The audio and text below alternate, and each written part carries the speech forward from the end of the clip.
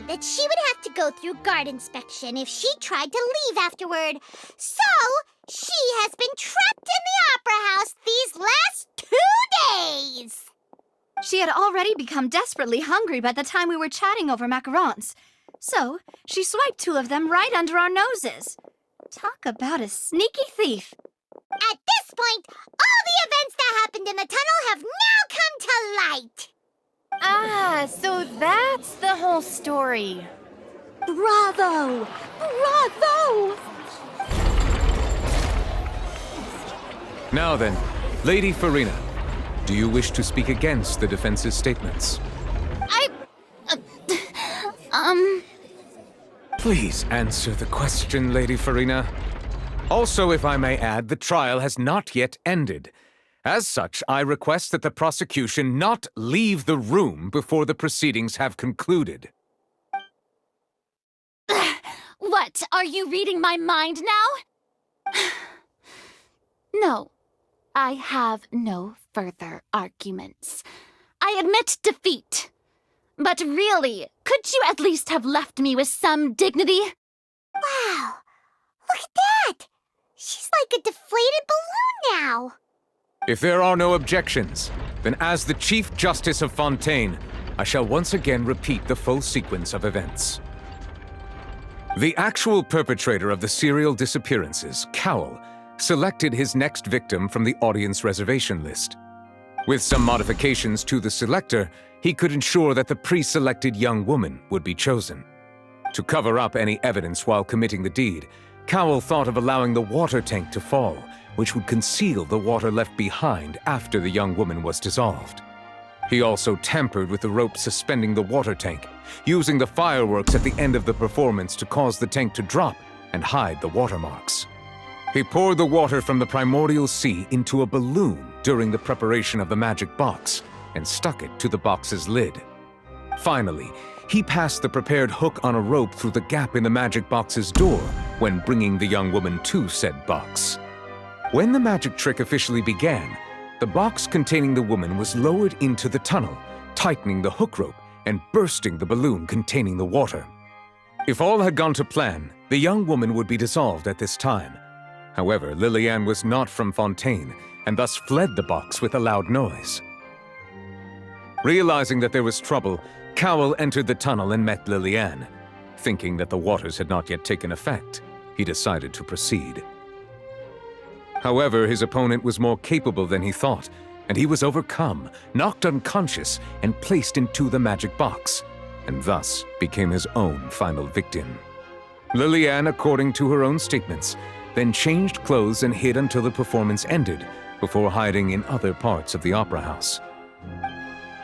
As for Linny, he was in the underground structures within the opera house, and was thus ignorant of these happenings. From this reconstruction of events, we can conclude that Linny, the accused, is in fact innocent. Hooray, Lily and Lynette! Amazing! While there is much in Linny and Liliane's conduct that should still be investigated separately, this case, at least, can be handed over to the Oratrice to make the final decision.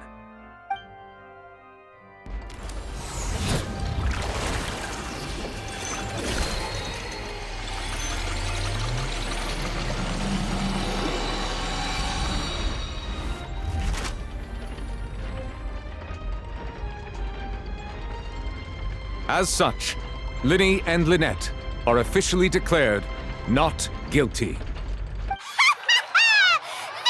for Ace Detective Paimon! Great work, partners. Thank you all. Thank you so much. Next, I think we deserve an explanation, Guard Vaughn. How did you find the water from the primordial sea in Linny's baggage? Right! Your discovery caused me to make a serious mistake, you know. Or was that not a discovery, but false evidence that you dared to bring before this court? I suspect that the accomplice mentioned in Cowell's notes was not Linny, but you, yes?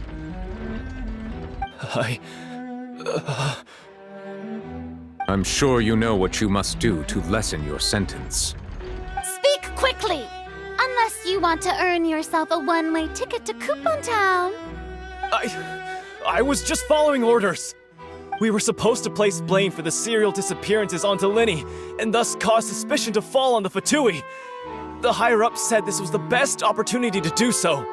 And now that your plan has fallen through, and the secrets of the water have been revealed, you have become a liability to said higher-ups, yes? Therefore, you would be wise to tell everything you know, and seek the protection of the guards. Yes, I'll tell you everything I know. Our boss discovered that the water can cause people to dissolve. It can also be made into a potion, which when extremely diluted, can cause people to experience unforgettable exhilaration. We've been in this business for a while now, and have made decent more off it. The disappearances were also the boss's idea. I mean, this is the boss we're talking about.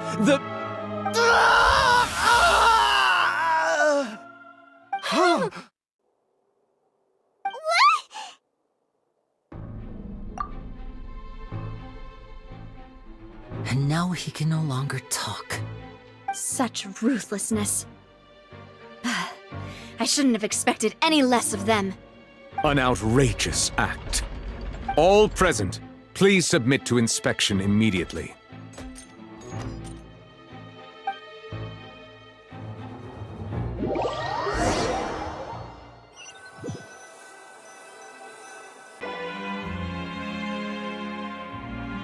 So, we're just going back now?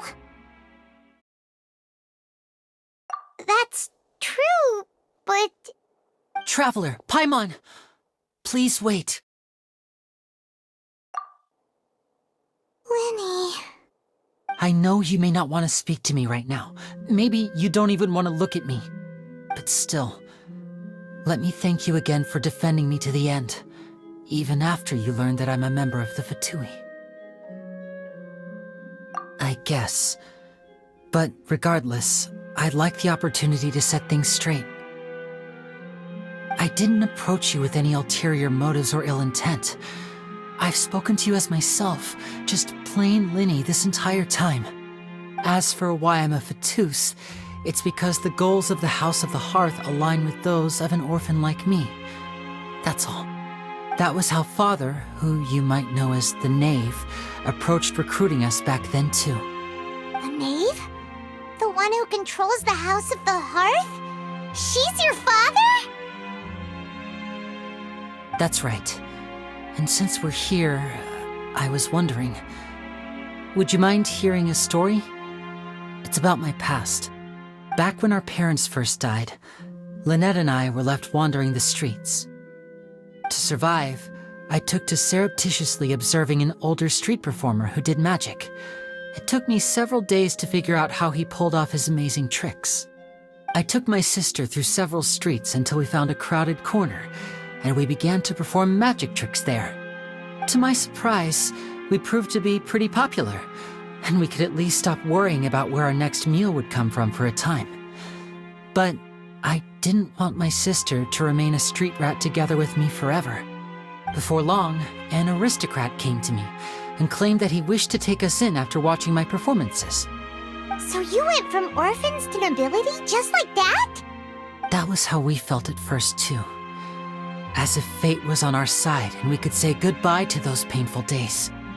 But I gradually discovered that while we were called foster children, he was really after my talent for magic tricks. He would constantly take me to all sorts of banquets to garner attention, which he would then use to expand his social circles. That doesn't seem too bad either. Better than roaming the streets at any rate. It took a while for me to realize just how dark his heart really was. After one particular performance at a banquet, I discovered that Lynette was not on the same return vehicle as me. I waited a long time after we returned home, but she did not come back.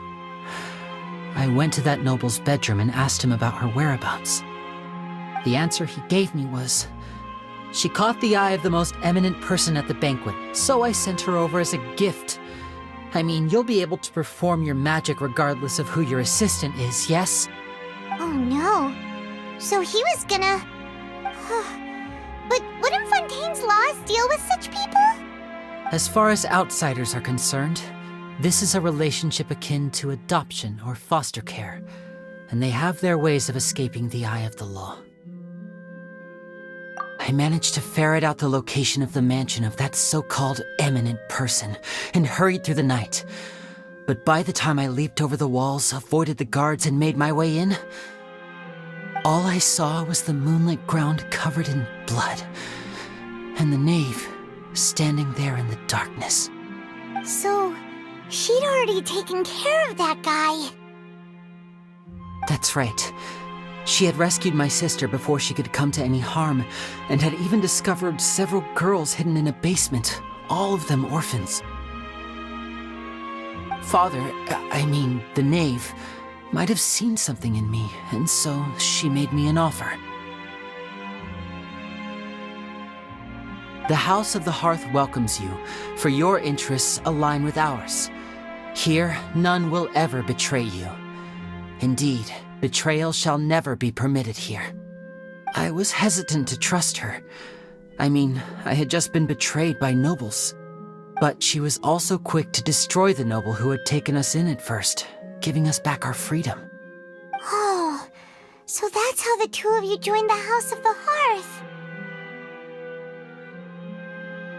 She has her own plans. She has gained permission from the Tsaritsa to first use the Gnosis' power once she obtains it. She plans to use it to find a way to break the prophecy and save Fontaine.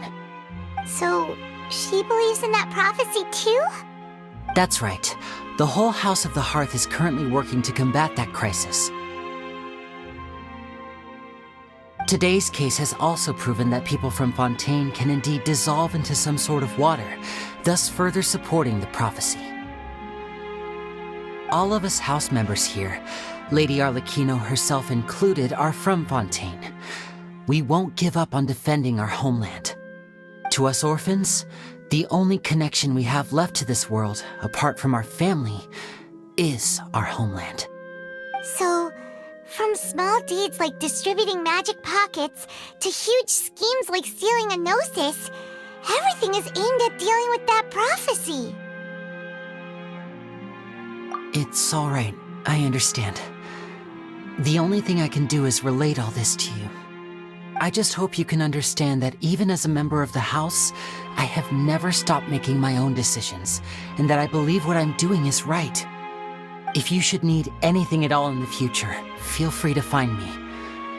I will do my best to help you, as plain Linny.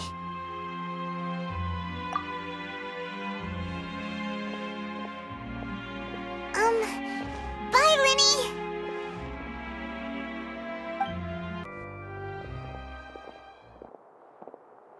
Hey there! What was with the disappearing act you pulled right as the trial ended? Were you looking for us,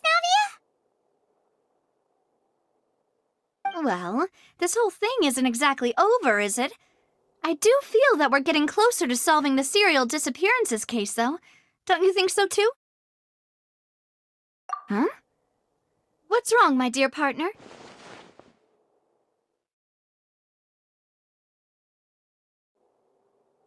Besides, are you sure we're the ones who can crack a case that's been cold for decades now?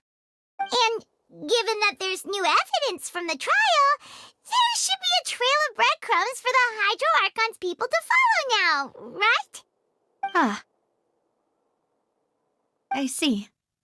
Well, I won't lie. I'm a little shocked to hear that from you. But I suppose you are just travelers who have only arrived in Fontaine after all. Sorry. I might have been too presumptuous. Don't say that, Navia.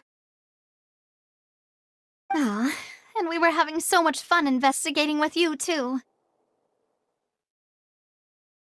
It was like having new waters flowing into a stagnant mire, causing new hope to spring forth, and the reflection in the murk to become clearer.